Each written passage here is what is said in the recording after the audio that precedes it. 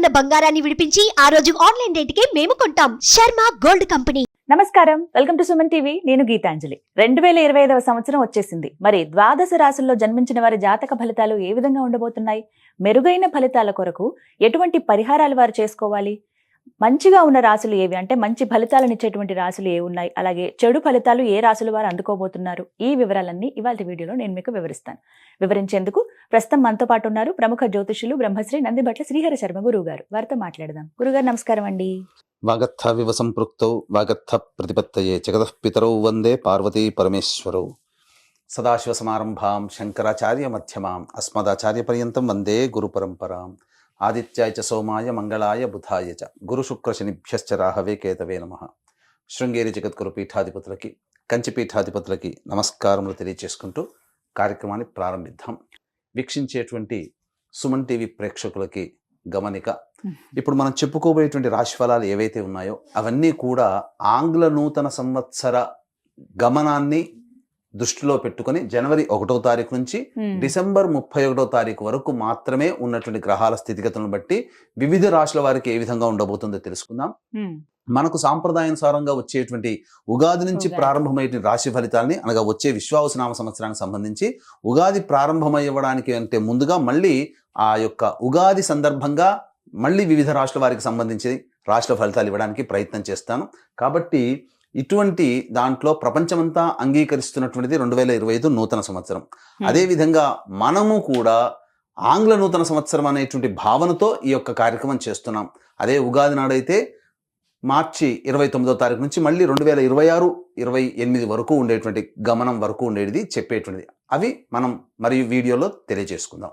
అదే అడగబోతున్నాను గురుగారు. అంటే సాధారణంగా ఒకటే ప్రశ్న అడుగుతారు, ఉగాది కదా అసలు చెప్పాలి జాతక ఫలితాలు అనేవి, ఈ లోపు ఏంటి అంటే ఒక సాంప్రదాయంగా అది కొనసాగిపోతుంది. అంటే మనకేమని చెప్పబడింది అంటే, ధర్మం ఏం చెప్పబడింది శాస్త్రంలో అంటేనమ్మా, ప్రపంచమంతా ఏది ఒక విషయం గురించి ఒక తాటి మీద ఉంటుందో అది ధర్మమే కూర్చుంటుంది, శాస్త్రమే కూర్చుంటున్నాం.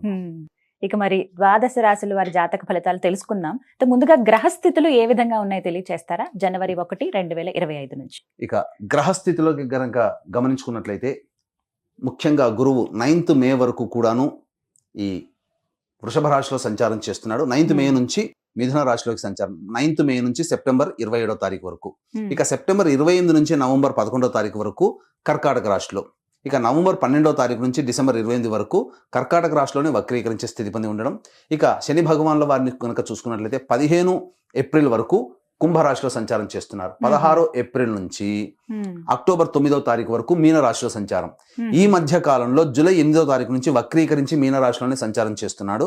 అలాగే అక్టోబర్ 10వ తారీఖు నుంచి కుంభరాశిలో సంచారం చేస్తూ వక్రీకరించి కుంభరాశిలో, నవంబర్ 26వ తారీఖు నుంచి వక్రత్యాగము శని భగవాన్ల వారు చేస్తున్నారు. ఇక రాహుకేతులు కనుక చూసుకున్నట్లయితే 15 మే వరకు కేతువు కన్యలో మరియు రాహువు మీనరాశిలోకి, అలాగే 16 మే నుంచి సింహరాశిలో కేతువు, అలాగే కుంభరాశిలో 16 మే నుంచి రాహుగ్రహ సంచారం జరుగుతుంది. ఇక్కడ గమనించుకున్నట్లయితే ఇక్కడ వీక్షించేటువంటి ప్రేక్షకులకు అందరికీ తెలియజేయాల్సినటువంటి అంశం ఏంటంటే, ముఖ్యంగా అందరూ ఈ ద్వాదశ రాశుల గురించి రాగానే అందరూ ఆలోచించేటువంటిది ముఖ్యంగా శని దోషం, ఏలినాడు శని, అష్టమ శని, అర్ధాష్టమ శని, కంటక శని, యోగ శని, ఈ శని దోషాలు. అయితే ఇక్కడ 15 ఏప్రిల్ వరకు శని కుంభరాశిలో సంచారం చేస్తూ 16 ఏప్రిల్ నుంచి మీనరాశిలోకి సంచారం చేస్తున్నా, ఈ యొక్క జూలై 8 నుంచి మీనరాశిలోనే సంచారం చేస్తూ వక్రీకరించినటువంటి కారణం చేత మళ్ళీ ఈ కుంభరాశి ఫలితాన్ని ఇస్తాడు. అక్టోబర్ 10న కుంభరాశిలోనే వక్రీకరించి ఉన్నటువంటి స్థితిగతుల చేత ఏమవుతుంది, మళ్ళీ మకర రాశి ఫలితాన్ని శని భగవానులు ఇస్తారు. కాబట్టి అర్థం చేసుకోవాల్సినటువంటి అంశం ఏంటంటే, ఎవరికి కూడాను ఈ సంవత్సరం శని భగవానుడు యోగదాయకంగా పూర్తిగా లేడు. 12 రాశుల వారికి అష్టమ శని, అర్ధాష్టమ శని, కంటక శని, యోగ శని, దాంపత్య శని, ఈ రాశుల ఈ యొక్క దోషాల శని దోషాలు ఏదో ఒక సందర్భంలో కొన్ని నెలల పాటు అందరూ రాశుల వారు అనుభవించాల్సిందే తప్ప ఇక్కడ ప్రత్యామ్నాయము లేదు. కాబట్టి ఇక కుంభరాశి వారికి ఏలినాటి శని వెళ్ళిపోతుందని సంతోషం కానీ, ఈ యొక్క సంబంధించి మకర రాశి వారికి ఏలినాటి శని వెళ్ళిపోతుందని సంతోషం కానీ, లేకపోతే కర్కాటక రాశి వారికి అష్టమ శని దోషం పోతుందని కానీ భావించాల్సిన అవసరం లేదు. వృశ్చిక రాశి వారికి అర్ధాష్టమ శని దోషం పోతుందని కూడా భావించాల్సిన అవసరం లేదు. ఎందుకంటే శని మళ్ళీ రుజుమార్గంలో వెళ్ళి మళ్ళీ వక్ర మార్గం చేత వక్రగతిన సంచారం చేస్తున్నటువంటి కారణం చేత 12 రాశులు శని ప్రభావానికి గురవుతాయి. కాబట్టి ఈ సంవత్సరం అన్ని రాశుల వారు శని దోష పరిహారములు ఖచ్చితంగా చేసుకోవలసినదే, అందులో సందేహం లేదు. గ్రహస్థితులు అయితే ఈ విధంగా ఉన్నాయి. గ్రహస్థితి ఏ విధంగా ఉందో తెలియజేశారు గురుగారు. మరి ఈ 2025వ సంవత్సరంలో ద్వాదశ రాశుల జాతక ఫలితాలు తెలుసుకుంటున్నాం. ఇందులో భాగంగా కన్యా రాశి వారి జాతక ఫలితాలు ఏ విధంగా ఉన్నాయి, ఎవరికి ఈ సంవత్సరం బాగా కలిసి వస్తుందో తెలియజేస్తారా? ఈ కన్యా రాశిలో జన్మించినటువంటి వారికి జనవరి 1వ తారీఖు నుంచి డిసెంబర్ 31వ తారీఖు వరకు ఏ విధంగా ఉండబోతుందో తెలుసుకుందాం. ముఖ్యంగా ఈ యొక్క కన్యా రాశిలో జన్మించినటువంటి వారికి 15 మే వరకు రాహువు మీనరాశిలో, కేతువు కన్యా రాశిలో, 16 మే నుంచి కేతువు సింహరాశిలో, రాహువు కుంభరాశిలో సంచారం చేస్తుండడం. అలాగే శని భగవానుల వారు 15 ఏప్రిల్ వరకు కుంభరాశిలో సంచారం చేస్తూ 15 ఏప్రిల్ నుంచి మళ్ళీ 16 ఏప్రిల్ నుంచి అక్టోబర్ 9 వరకు మీనరాశిలో. ఇక ఈ యొక్క సంబంధించినటువంటిది అలాగే గురుగ్రహ ప్రభావం చూసుకున్నట్లయితే 9 మే వరకు వృషభ రాశిలో, 9 మే నుంచి సెప్టెంబర్ 27వ తారీఖు వరకు మిథున రాశిలో, మళ్ళీ 28 నుంచి సంబంధించినటువంటిది కర్కాటక రాశిలో సంచారం సెప్టెంబర్ 28 తర్వాత. అయితే తర్వాత చెప్పొచ్చేది ఏమిటంటే దైవ బలం సంపూర్ణంగా ఉన్నటువంటి జాతకం ఈ యొక్క కన్యా రాశిలో జన్మించినటువంటి వారికి అద్భుతంగా యోగదాయకం. చాలా మటుకు అనుకుంటుంటారు ఇక్కడ శని ప్రభావం కూడా మీకు ఎక్కువ శాతము ఈ యొక్క శని కూడాను యోగదాయకంగా ఉంటున్నాడు, అలాగే గురువు గారు కూడా యోగదాయకంగానే ఉంటున్నాడు. అయితే ఎప్పటి నుంచి ఇవన్నీ కూడా యోగదాయకంగా ఉంటాయి? గురువు యోగిస్తున్నాడు, శని యోగిస్తున్నాడు, రాహు యోగిస్తున్నాడు, అలాగే కేతుగ్రహం కూడా కన్యా రాశి వారికి యోగిస్తుంది.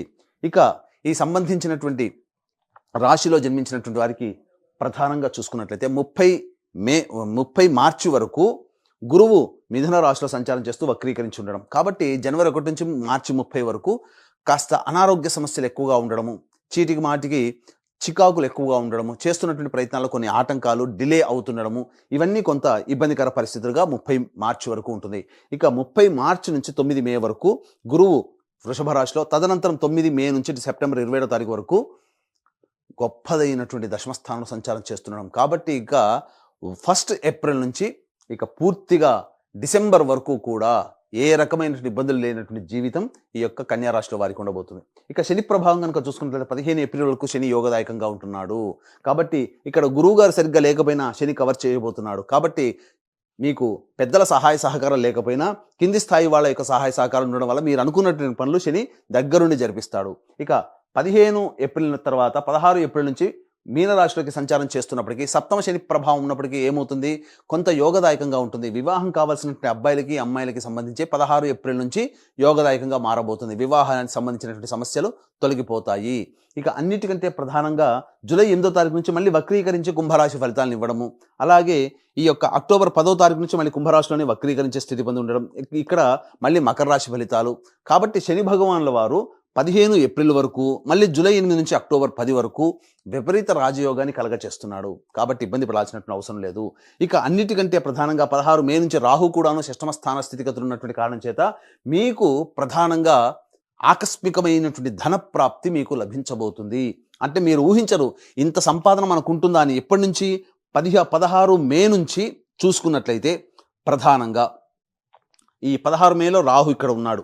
అలాగే జూలై 8వ తారీఖు నుంచి మళ్ళీ శని భగవానుల వారు కూడా యోగిస్తున్నారు. కాబట్టి ఏతావాత జూలై 8 నుంచి అక్టోబర్ 10వ తారీఖు ఉన్నటువంటి కాలం, అనగా ఆగస్టు, సెప్టెంబర్, అక్టోబర్ 3 నెలల కాలం అద్భుతమైనటువంటి కాలం ఈ యొక్క కన్యా రాశిలో జన్మించినటువంటి వారికి ఉండబోతుంది. ఆకస్మికమైనటువంటి ధనప్రాప్తి కూడా ఉండబోతుంది. ఇక మళ్ళీ 1 ఏప్రిల్ నుంచి 9 మే వరకు కూడాను ఈ యొక్క సంబంధించినటువంటి యోగదాయకమైనటువంటి పరిస్థితి. మళ్ళీ ధనం అనేటువంటిది చక్కగా వస్తుంది. ధనానికి ఎటువంటి లోటు లేని జాతకం ఈ 2025వ సంవత్సరంలో కన్యా రాశిలో జన్మించినటువంటి వారికి ఉండబోతుంది. అయితే ప్రధానంగా చూసుకున్నట్లయితే ఈ యొక్క కన్యా రాశిలో జన్మించినటువంటి ఉద్యోగస్తులు ఎవరైతే ఉన్నారో, ప్రైవేట్ రంగము, కేంద్ర ప్రభుత్వ రాష్ట్ర ఉద్యోగస్తులు ఎవరైతే ఉన్నారో వాళ్ళకి ప్రమోషన్స్తో కూడుకున్నటువంటి బదిలీలు ఉంటున్నాయి, సందేహమే లేదు. ఇక కోరుకున్న చోటికి బదిలీలు కూడాను అవుతాయి, ఇంక్రిమెంట్స్, ప్రమోషన్స్ వస్తాయి. నిరుద్యోగస్తులైతే ఉద్యోగం లభిస్తుంది. అయితే ఉన్న ఉద్యోగంలోనే గురుతర బాధ్యతలు పెరుగుతాయి. అయితే ఇక్కడ ప్రధానంగా ఏ సమయంలో మనకు ఉద్యోగం ప్రయత్నం చేస్తే బాగుంటుంది ఈ సంవత్సరంలో అనే సంశయం కూడా ఉంటుంది. కాబట్టి ఫిబ్రవరి 11 నుంచి మార్చి 13 మధ్య కాలంలో నిరుద్యోగస్తులకు ఉద్యోగం, లేదా చేస్తున్నటువంటి ఉద్యోగస్తులకి వేరే ఉద్యోగంలో ప్రమోషన్స్తో కూడుకున్నటువంటి వేరే సంస్థల్లో మీకు జాబ్ అనేటువంటిది ఉంటుంది. ఇక మళ్ళీ చూసుకుంటే జూన్ 14 నుంచి ఆగస్టు 15వ తారీఖు వరకు ఉన్నటువంటి సమయం కూడా నిరుద్యోగస్తులైతే ఉద్యోగం లభిస్తుంది. ఉద్యోగస్తులకి కూడా చాలా మంచి యోగదాయకమైనటువంటి పరిస్థితి, బాధ్యతతో కూడుకున్నటువంటి ప్రమోషన్స్ ఉంటాయి. ఇక మళ్ళీ ఆఖరిగా నవంబర్ 15 నుంచి డిసెంబర్ 15 ఉన్నటువంటి మధ్యకాలం కూడా ఈ కన్యా రాశిలో జన్మించినటువంటి వారికి ఉద్యోగ సమస్యలు తీరుతాయి. ఇక ఈ యొక్క సంబంధించిన కన్యా రాశిలో జన్మించినటువంటి రాజకీయ ప్రముఖులకి ప్రజల యొక్క ఆదరాభిమానాలు ఎక్కువగా ఉండడము, చేస్తున్నటువంటి ప్రతి ప్రయత్నంలో కూడాను పెద్దల యొక్క సహాయ సహకారాలు ఉండడము, నామినేటెడ్ పదవులు పొందేటువంటి అవకాశం ఈ రాశిలో జన్మించినటువంటి వారికి ఉంటుంది. ఇక అన్నిటికంటే ప్రధానంగా సినీ కళారంగంలో ఉన్నటువంటి వాళ్ళు నాటక రంగము, నాట్యము, సాహిత్యము, అలాగే సంగీతము, TV serials, social media, electronic and printing media రంగంలో ఉన్నటువంటి వారికి చక్కటి అవకాశాలు వస్తాయి. జూలై 8 నుంచి అక్టోబర్ 10వ తారీఖు మధ్య కాలంలో ధన రాబడి చాలా ఎక్కువగా ఉంటుంది. మీరు ఊహించిన దానికంటే ఎక్కువగా మీకు ధనము అనేటువంటిది సమకూరుతుంది. ప్రజాదరణ కూడా ఎక్కువగానే ఉంటుంది. ఈ యొక్క కన్యా రాశిలో జన్మించినటువంటి విద్యార్థులకైతే ప్రధానంగా శ్రమకు తగ్గినటువంటి ప్రతిఫలం ఉంటుంది. కోరుకున్న చోట మీకు విద్యాలయాల్లో ప్రవేశం అనేటువంటిది ఉంటుంది. అధిక ఉత్తీర్ణత శాతంతో మీరు తప్పకుండా మీ యొక్క చదువులో విజయాన్ని పొందుతారని చెప్పొచ్చు. ఈ యొక్క రాశిలో జన్మించినటువంటి వారికి ప్రధానంగా ఈ 1 ఏప్రిల్ నుంచి సెప్టెంబర్ 27వ తారీఖు వరకు ఉన్నటువంటి కాలము, అనగా FMCG, general stores, super markets, restaurant business, boarding and lodging, అలాగే ఎడ్యుకేషనల్ ఇన్స్టిట్యూషన్స్, జ్యువెలరీ రంగము, తీర్థయాత్రలు చేసేటువంటి వాళ్ళు, అలాగే కర్రీ పాయింట్స్ నడిపేటువంటి వాళ్ళు, పండ్ల వ్యాపారస్తులు, అలాగే ఈ సంబంధించినటువంటి పూజా ద్రవ్య స్టోర్స్ నడిపేటువంటి వాళ్ళు, వీళ్ళకందరికీ కూడా 1 ఏప్రిల్ నుంచి సెప్టెంబర్ 27వ తారీఖు వరకు ఉన్న కాలం అద్భుతంగా ఉంటుంది. ఇక సెప్టెంబర్ 28వ తారీఖు నుంచి నవంబర్ 11వ తారీఖు ఉన్నటువంటి కాలం మాత్రం మీకు అనుకూలముగా లేదు. ఖర్చులు ఎక్కువగా ఉంటాయి. పుణ్యక్షేత్ర సందర్శన ఉంటుంది. అయితే ఇక నవంబర్ 12 నుంచి డిసెంబర్ వరకు కూడా ఉన్నటువంటి సమయం కూడా అంత అనుకూలంగా లేదు. బ్యాడ్ టైం ఎప్పుడుందయ్యా అంటే నవంబర్ 12 నుంచి డిసెంబర్ 28వ తారీఖు మధ్యకాలం బ్యాడ్ టైం. ఇక గమనించుకున్నట్లయితే ప్రధానంగా ఈ సంబంధించినటువంటి ఎడిబుల్ ఆయిల్స్, స్టీల్ రంగంలో, అలాగే ఐరన్ రంగంలో ఉన్నటువంటి వాళ్ళు, అలాగే ఈ సంబంధించినటువంటి కింది స్థాయి ఉద్యోగస్తులు ఎవరైతే ఉంటారో, అలాగే ఏసీ షోరూంలు, ఏసీలు వంటి వాటికి సంబంధించినటువంటి వాటిలో పనిచేసేటువంటి వాళ్ళు, ఇక మైనింగ్ వ్యాపారస్తులు, ఇట్లాంటి రంగంలో ఉన్నటువంటి వారికి, పెట్రోల్ బంకులు నడిపేటువంటి వాళ్ళకి, కన్యా రాశిలో జన్మించినటువంటి వారికి శని భగవానుడు అత్యంత రాజయోగప్రదుడుగా ఉండడం తద్వారా మంచి యోగ స్థితి ఉంటుంది. ఇక గమనించుకున్నట్లయితే ఈ యొక్క కన్యా రాశిలో జన్మించినటువంటి రైతులు ఎవరైతే ఉంటారో వాళ్ళకి 2 పంటలు కూడాను అధిక ధన రాబడి అనేటువంటిది ఉండబోతుంది. ఈ యొక్క లాయర్లు కానీ, అలాగే రియల్ ఎస్టేట్ రంగంలో ఉన్నటువంటి వారు అద్భుతమైనటువంటి యోగదాయకమైనటువంటి పరిస్థితిని పొందుతారు. చెప్పాను కదా, మే 9 నుంచి సెప్టెంబర్ 27 మధ్య కాలంలో మంచి లాభసాటితో కూడుకున్నటువంటి వ్యాపారం అనేటువంటిది ఉంటుంది. నూతన వ్యాపారం అనేటువంటిది చేస్తారు. కొత్త ప్రాజెక్టులు అనేటువంటి మీ చేతికి వస్తాయి. ఊహించని విధంగా ప్రాజెక్టులని ఈ సంవత్సరంలో కంప్లీట్ చేసుకోవడానికి అవకాశాలు ఎక్కువగా ఉన్నాయనేటువంటి విషయాన్ని గమనించుకోవాలి. ఇక ఈ రాశిలో జన్మించినటువంటి స్త్రీలకి కుటుంబంలో మర్యాద పెరుగుతుంది. మిమ్మల్ని చూస్తేనే ఒక గౌరవభావం అనేటువంటి వస్తుంది. గురుతర బాధ్యతలు అనేటువంటి పెరుగుతాయి. మీ బాధ్యతల్ని మిగతా వ్యక్తులు కూడా షేర్ చేసుకుంటారు. తద్వారా మీరు ఎక్కువ కష్టపడకుండానే గొప్ప పేరు ప్రతిష్టలు పొందే అవకాశం ఉంటుంది. ఉద్యోగినిలో అయితే కొంత కష్టపడక తప్పదు. అయితే ఈ యొక్క రాశిలో ఉన్నటువంటి స్త్రీలకి ప్రధానంగా సంతాన ప్రాప్తి కలిగేటువంటి అవకాశం గోచరమవుతుంది. ఎప్పటి నుంచి? మే 1వ తారీఖు నుంచి, అనగా ఏప్రిల్ 1వ తారీఖు నుంచి సెప్టెంబర్ 27 ఉన్నటువంటి మధ్యకాలంలో మంచి జరుగుతుంది, అనగా సంతాన ప్రాప్తి అవుతుంది. ఈ యొక్క రాశిలో జన్మించినటువంటి స్త్రీ పురుషులకి ఖచ్చితంగా వివాహ యోగ్యతలు అనేటువంటివి ఉంటున్నాయి. కాబట్టి మంచి జరుగుతుంది. ఈ చెప్పినటువంటి సమయంలో అన్ని రంగాల్లో ఉన్నటువంటి వారు కాస్త బేరీజు వేసుకొని ఆ సమయాన్ని కనుక పాటించుకున్నట్లయితే తప్పకుండా మీకు మంచి జరుగుతుందని చెప్పవచ్చు. ఇక గమనించుకున్నట్లయితే ఈ యొక్క కన్యా రాశిలో జన్మించినటువంటి వారికి ఈ యొక్క 2025వ సంవత్సరంలో మీ జీవితం చాలా చక్కగా ఉండాలి, ఆనందమయమైనటువంటి జీవితాన్ని పొందాలి. మీ యొక్క జాతకము మీకు వివాహం అయ్యి ఉంటే కనుక మీ భర్త, మీ భార్య, పిల్లల జాతకం మీ మీద ప్రభావం చూపుతుంది. వివాహం కాకపోతే తల్లిదండ్రులు, తోడబుట్టిన వాళ్ళ జాతకం కూడా మీ మీద ప్రభావం చూపుతుంది. కాబట్టి ఈ 2025 సంవత్సరంలో మీ యొక్క సంకల్పం సంపూర్ణంగా నెరవేరాలి అనేటువంటి సదుద్దేశముతో సర్వదోష నివారణ పూజలు, హోమాలు, జాతకరీత్యా కలుగు విద్య, వివాహ, ఉద్యోగ, దాంపత్య, సంతాన, అనారోగ్య సమస్యల నివారణకి, అలాగే ఈ సంవత్సరం అంతా కూడాను శని భగవాను వారు 12 రాశుల వారిని ప్రభావితం చేయబోతున్నారు. 12 రాశుల వారికి శని ప్రభావం ఉంటుంది.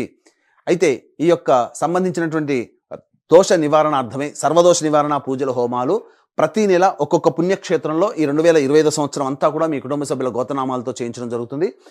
దీనికి శ్రీకారం జనవరి 13వ తారీఖు రోజున చుట్టబోతున్నాము.